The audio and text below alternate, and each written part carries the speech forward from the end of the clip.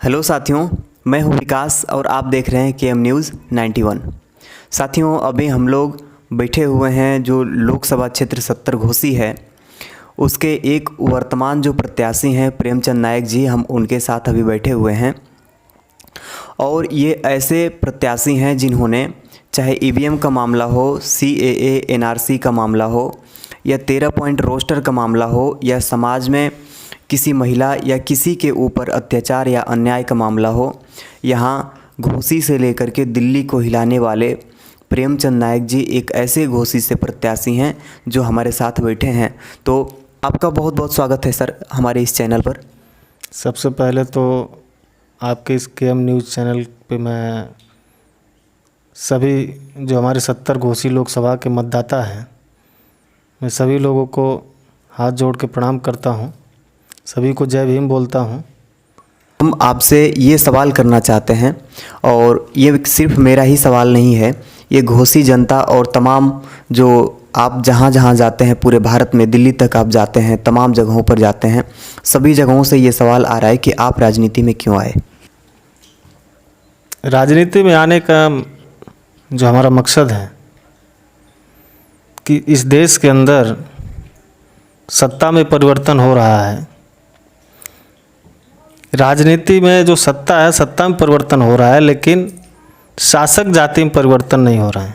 कभी भाजपा जाती है तो कांग्रेस आती है, कांग्रेस जाती है तो भाजपा आती है। केवल सत्ता में परिवर्तन हो रहा है, नेतृत्व परिवर्तन नहीं हो रहा है। एक ही जाति के लोग, शासक वर्ग के लोग, चाहे भाजपा हो उस पर कब्जा है, चाहे कांग्रेस हो उस पर कब्जा हो, तो नेतृत्व नहीं बदल रहा है, केवल सत्ता बदल रही है, पार्टी बदल रहा है, लेकिन नेतृत्व नहीं बदल रहा है।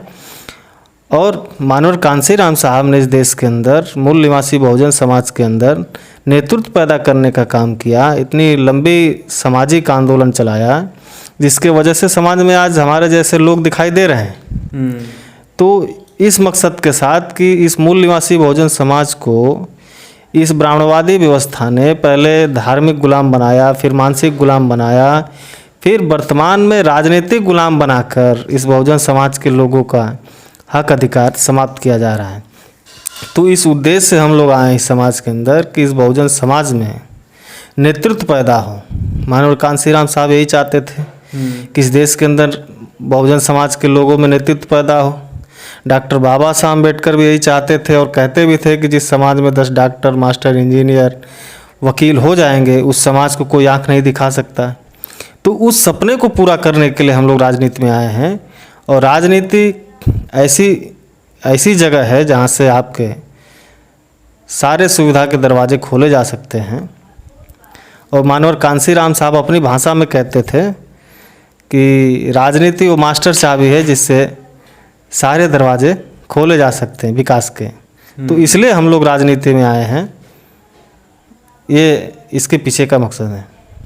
एक और आपसे हम सवाल करेंगे कि जो आज़ादी हमें मिली, आज़ादी के 75 साल बाद भी आज बहुजन समाज हो या फिर कोई भी हो, वही समस्या है जो आज़ादी के पहले थी, यानी बेरोजगारी, भूखमरी बड़े पैमाने पर बढ़ी है। इस और आज़ादी मिलने के बाद भी हमारी जो समस्या है समाप्त नहीं हो रही है। तो इस पर आप क्या कहना चाहेंगे? जो आज़ादी है, ये चुनाव का माहौल चल रहा है। चूँकि मैं 70 घोसी लोकसभा चुनाव से प्रत्याशी भी हूँ वर्तमान में, और जिस प्रकार से इस देश के अंदर आज़ादी का 75वां अमृत महोत्सव मनाया जा रहा है, इससे यह साबित हो रहा है कि ये आज़ादी जो है इस देश के बहुजन समाज के लोगों की आज़ादी नहीं है। ये केवल कुछ तत्सम उच्च जाति के लोगों की आज़ादी का आंदोलन था, और वो लोग आज़ाद हो गए हैं। अगर बहुजन समाज के लोग आज़ाद हो गए होते तो वर्तमान में उनके पास इतनी समस्या नहीं होती, इतनी समस्याएं नहीं होती। आज बहुजन समाज के लोग रोज़गार के लिए भटक रहे हैं, उनके अधिकार समाप्त हो रहे हैं, उनके जो रिजर्वेशन, रिप्रेजेंटेशन जो संविधान के अंदर, वो सारे समाप्त हो रहे हैं। यहाँ तक कि वोट के अधिकार को भी समाप्त करने की बात चल रही है। और ये कहा जा रहा है कि इस देश के अंदर वन इलेक्शन, वन नेशन की बात हो रही है, क्योंकि भारत डेमोक्रेसी देश है, भारत लोकतांत्रिक देश है, दुनिया का सबसे बड़ा लोकतांत्रिक देश भारत है। और यहाँ पे इस तरीके की बातें की जा रही, इसका मतलब ये जो है, ये तुच्छ मानसिकता वाले कुछ लोग हैं जिनको हम लोग शासक वर्ग के लोग कहते हैं, शासक जाति के लोग कहते हैं, तो ये शासक जाति के लोग इस प्रकार के ये भ्रम फैला रहे हैं कि इस देश के अंदर वन नेशन वन इलेक्शन होना चाहिए। इससे क्या होगा, आने वाले समय में जो बहुजन समाज के नेतृत्व करने वाले जो लीडरशिप है वो समाप्त हो जाएगी और फिर बहुजनों का आंदोलन चलाने में विफल हो जाएंगे हम लोग। इस प्रकार से वो षड्यंत्र कर रहे हैं, लेकिन हम लोग ऐसा होने नहीं देंगे।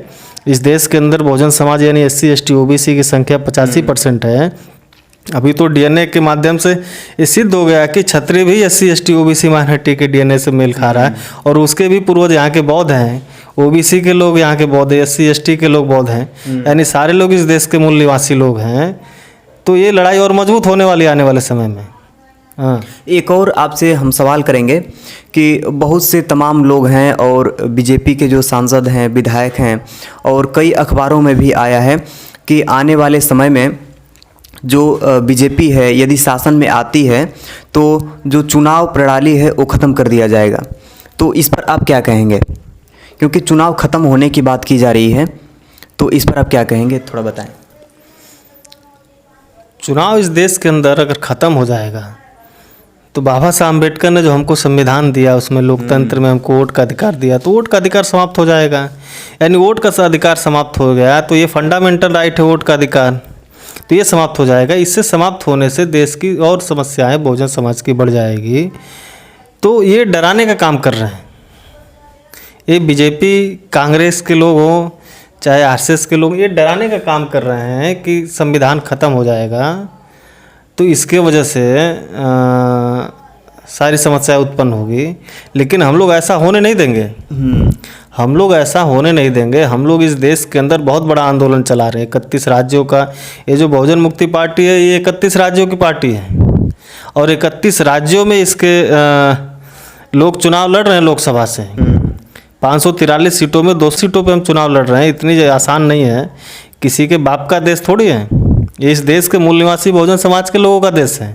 यह देश जो बुद्धा का देश है, ये सम्राट अशोक के लोगों का देश है, ये कबीर का देश है, डॉक्टर बाबा साहब अम्बेडकर, ज्योतिबा फूले, छत्रपति शिवाजी महाराज, साहू जी महाराज का देश है। तो ये हमारे बाप लोगों का देश है और इस पे कुछ तुच्छ मानसिकता के लोग इस प्रकार की बातें कर रहे हैं। वो आने वाले समय में उनको जगह नहीं मिलेगी भारत में रहने के लिए। आप राजनीति को किस नज़र से देखते हैं? मैं राजनीति को देश में तरक्की कर सकते हैं इस नज़र से देखता हूँ कि ये एक अवसर होता है। किसी व्यक्ति के मन में कोई विचार आया, जैसे डॉक्टर बाबा साहब अम्बेडकर के मन में विचार आया कि मैं इस देश में इस सामाजिक व्यवस्था में परिवर्तन करूँगा। अगर किसी नेतृत्व के अंदर ये विचार आता है कि वो राजनीति से समाज में परिवर्तन कर सकता है, तो ऐसा विचार है।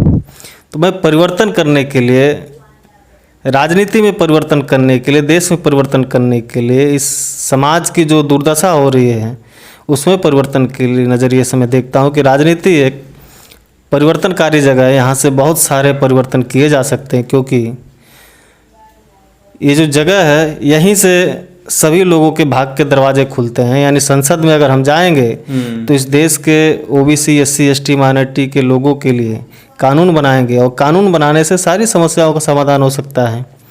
तो आपका सवाल हो सकता है कैसे हो सकता है? जैसे और देशों में, अमेरिका में जैसे मैंने कानून है कि आप सड़क पे थूक नहीं सकते हो, कानून है। हाँ, वहाँ पर है, लोग लोग पालन कर रहे हैं, तो कोई थूकता है नहीं। और भारत में क्या है? हाँ, ऐसा थूकते हैं। लेकिन क्या है भारत में कि इस देश के 85% लोग, जो भारत सरकार का ही आंकड़ा है कि देश के 85% के लोग जो है उनके पास जो ज़मीनें हैं वो मात्र 6% हैं और जो कुछ परसेंट के लोग हैं, 3-4% के लोग हैं, उनके पास ज़मीनें जो है 96% हैं। तो अगर हम सत्ता में आते हैं, अगर हम पार्लियामेंट के अंदर पहुंचते हैं तो कानून बनाएंगे ना उसके लिए कि सभी लोगों को ज़मीन का बंटवारा होना चाहिए। भूमि अधिग्रहण, नौकरियों पे 80% तक वो लोग हैं तो नौकरियों में बंटवारा होना चाहिए। यानी देश के सभी संसाधन, सभी संस्थाओं में उनका कब्जा है तो कब्जा हम हटाएंगे, कानून बनाएंगे, हट जाएगा। ये कोई बहुत मुश्किल बात नहीं है कि कब्जा हटे, कैसे नहीं हटेगा। हम कानून बना के समस्या का समाधान कर सकते हैं। तो कोई बड़ी बात नहीं हमारे लिए। हमको केवल संसद के अंदर पहुंचना है। अगर हम संसद के अंदर पहुंचते हैं तो एक दिन 24 घंटे के अंदर कानून बनाएंगे और सभी समस्याओं का समाधान कर देंगे। एक और बात है कि जो बहुजन समाज के जो विद्यार्थी, युवा, नौजवान लोग हैं, उनको बहुत से समाज में लोग हैं वो बोलते हैं कि राजनीति बहुत गंदी चीज़ होती है, राजनीति में नहीं जाना चाहिए। तो इस पर आप क्या संदेश देना चाहेंगे जो विद्यार्थी नौजवान हैं?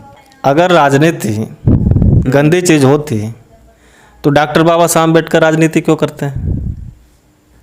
अगर राजनीति गंदी चीज़ होती तो ज्योतिराव फुले क्यों करते हैं? साहू जी महाराज क्यों करते हैं? हाँ, इन लोगों ने तो मानव कांसीराम साहब क्यों करते हैं? हाँ, अगर राजनीति इतनी गंदी चीज़ होती तो डॉक्टर बाबा साहब अम्बेडकर चुनाव क्यों लड़ते हैं? राजनीति से सभी दरवाजे खोले जा सकते हैं। मतलब कांसीराम साहब की भाषा में कहा जाए तो राजनीति सत्ता जो है वो मास्टर चाबी है जिससे विकास के बंद दरवाजे खोले जा सकते हैं। तो मैं बहुजन समाज के हर नौजवान से चाहता हूँ, अपील करना चाहूँगा, उसको कहना चाहूँगा कि ये समाज जो है लैक ऑफ लीडरशिप हो रहा है, ये समाज नेतृत्व विहीन हो रहा है। पढ़े लिखे नौजवानों का दायित्व बनता है कि नेतृत्वहीन समाज में नेतृत्व पैदा करने का काम करो। आप जो दिशाहीन समाज है उसको दिशा देने का काम करो। जो विचारहीन समाज है, बहुजन समाज है, उसमें विचार देने का काम करो। ये पढ़े लिखे नौजवानों का काम है, ये बुद्धिजीवी लोगों का काम है। तो बुद्धिजीवी लोगों को राजनीति में आना चाहिए। जैसे हमारे पुरखों ने कहा कि अगर अच्छे लोग राजनीति में नहीं आएंगे तो बुरे लोगों का कब्जा हो जाएगा और बुरे लोग जो है अच्छे लोगों को परेशान करेंगे। वर्तमान हो रहा है। पढ़े लिखे लोग, नौजवान राजनीति में नहीं आ रहा है, वो सोचता है इससे राजनीति से क्या होने वाला है। उसके हर किस्मत के दरवाजे वहीं से खुलते हैं, संसद के अंदर से। सही बात है। चाहे उसके शिक्षा की बात हो, संसद के अंदर होती है। उसके रोजगार की बात हो, संसद के अंदर होती है। उसके शिक्षा की बात हो, स्वास्थ्य की बात हो, संसद के अंदर होती है। तो सारा कुछ संसद के अंदर होता है, फिर भी कह रहा है राजनीति गंदी चीज़ है। ये कैसे गंदी चीज़ हो गई भाई? सही बात। इसको तो हर लोगों को राजनीति में आना चाहिए और बढ़ चढ़ के इस बहुजन समाज के लोगों को जागरूक करना चाहिए। अभी तो बड़ा मेरा सवाल ये है कि जो विद्यार्थियों के लिए 2020 में जो NEP न्यू एजुकेशन पॉलिसी जो बनाया गया, उस पर आप क्या कहना चाहेंगे? यदि आप मान लीजिए आप अभी प्रत्याशी हैं घोसी लोकसभा क्षेत्र से, तो यदि आप विजेता हो जाते हैं तो आप क्या करेंगे नई शिक्षा नीति के लिए? नई शिक्षा नीति संविधान के अंदर RTE राइट टू एजुकेशन यानी शिक्षा का अधिकार, यानी हमारे संविधान निर्माताओं ने, डॉक्टर बाबा साहब अम्बेडकर ने संविधान के अंदर राइट टू एजुकेशन ये पॉलिसी बनाई कि सभी लोगों को अनिवार्य शिक्षा होनी चाहिए, एक समान शिक्षा होनी चाहिए, गुणवत्ता वाली शिक्षा मिलनी चाहिए और मुफ्त में मिलना चाहिए। लेकिन ये जो वर्तमान की सरकार है, जो ब्राह्मणवादी सोच के लोग हैं, मनवादी सोच के लोग हैं, वो लोग नई शिक्षा नीति के माध्यम से इस समाज के अंदर, जो बहुजन समाज के अंदर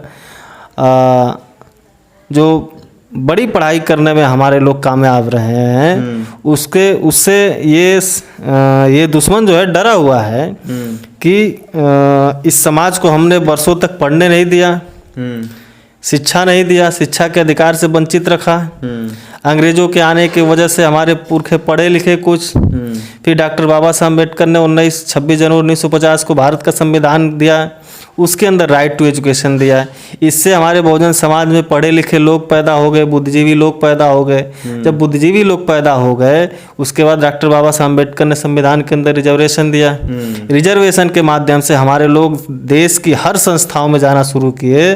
तो इन लोगों को लगा कि जिन लोगों को हमने पढ़ने लिखने के अधिकार से वंचित किया, वो लोग अगर शासन सत्ता में आते हैं तो आने वाले समय में ये जो व्यवस्था है वो ध्वस्त हो जाएगी, इसलिए रोकना होगा। इसलिए नई शिक्षा नीति लाया और उससे पहले LPG नाम का कानून लाया, निजीकरण, उदारीकरण, भूमंडलीकरण, जिसके माध्यम से इस देश का सत्यानाश हो गया। इस देश का सत्यानाश मतलब इस देश के मूल निवासी बहुजन समाज के लोगों का सत्यानाश हो रहा है।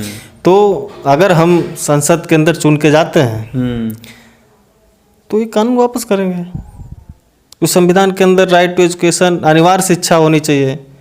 समान शिक्षा होनी चाहिए, गुणवत्ता वाली शिक्षा होनी चाहिए, तकनीकी सब लागू कर देंगे। बस कानून बनाने के वहाँ जाने की देरी है, जाते ही लागू कर देंगे। इसके लिए कुछ अलग से बजट पास करेंगे शिक्षा पे, ज़्यादा झंझट नहीं है। अभी तो ये भी है कि जो डीएम का बच्चा है और एक मज़दूर का बच्चा है वो एक साथ में नहीं पढ़ सकता, तो क्या उनके लिए भी बराबर होगा कि दोनों एक साथ में पढ़ सकें? क्योंकि जो डीएम है उसके बच्चे की पढ़ाई अलग हो रही है, जो मज़दूर है उसके बच्चों को कुछ और पढ़ाया जा रहा है। तो इस पर आप क्या किस नज़र से देखते हैं? अगर हम सरकार में आते हैं, हमारी पार्टी सरकार में आती है, तो नई शिक्षा नीति को ख़त्म करके समान शिक्षा नीति लागू करेंगे। समान शिक्षा नीति लागू करने से क्या होता है, डीएम का बच्चा और मजदूर का बच्चा एक स्कूल में पढ़ेगा, एक सब्जेक्ट पढ़ेगा, तो इसमें भेदभाव रहेगा नहीं, कंपटीशन होगा, दोनों लोग पास होंगे। तो समान शिक्षा नीति लागू करने से कल्याण हो जाएगा। बस यही करना हो, कुछ झंझट नहीं है, बस पहुंचने की देरी है। सही बात है। ठीक है, आपसे बातें करके बहुत अच्छी लग रही हैं। और हम लोग एक और सवाल मैं पूछना चाहूँगा कि अभी जो किसान लोग हैं दिल्ली में बहुत जल्द ही धरने पर बैठे थे और लगभग कई महीनों तक धरने पर बैठे रहे, कुछ लोग अपने जान को भी गंवा बैठे, तो उसमें भी एमएसपी के लिए लड़ाई हो रही थी, तो आप उसके लिए क्या कहेंगे? सबसे पहले जब किसानों ने धरना प्रदर्शन किया तो माननीय राम सूरज वर्मा जी, राष्ट्रीय किसान मोर्चा के राष्ट्रीय अध्यक्ष, उन्होंने सबसे पहले उन्होंने ये किसान बिल का जो है बिल फाड़ने का काम किया और लगभग 4000 विधानसभाओं में विधायकों का पुतला जलाकर इसका विरोध किया। तो हम बहुजन मुक्ति पार्टी के लोगों ने उनका समर्थन किया। तो ये जो एमएसपी का मामला है, एमएसपी का जो मिनिमम सपोर्ट प्राइस जो है, हम सरकार में जाते इसको लागू कर देंगे ना। सरकार ये लागू नहीं कर रही है, हम इसको लागू कर देंगे। और सेज के नाम पे जो भूमि पूंजीपतियों ने जो भूमि अधिग्रहण किया है, उसको हम लोग जो है, जो भी पूंजीपतियों ने उसको अधिग्रहण किया उसमें परसेंटेज लगाएंगे। भाई जी, तुम्हारा जो भी बेनिफिट हो रहा है वो किसानों को जाना चाहिए। तो बहुत सारी चीज़ें हैं, हमने अपने घोषणा पत्र में लिख के रखा है, वो सारा लागू करेंगे, एक भी किसी को छोड़ने वाले नहीं हैं। अवसर मिलने दो, अवसर आने दो, अवसर आने के बाद हम समझाएंगे ना किसको क्या करना है, किसको कहाँ भेजना है, कौन सा कानून बदलना है, कौन सा कानून लागू करना है। तो अवसर मिलने के बाद हमें जाने तो पहले जनता से अपील तो करने दो, पहले जाने, हमें जनता भेजे तो सही।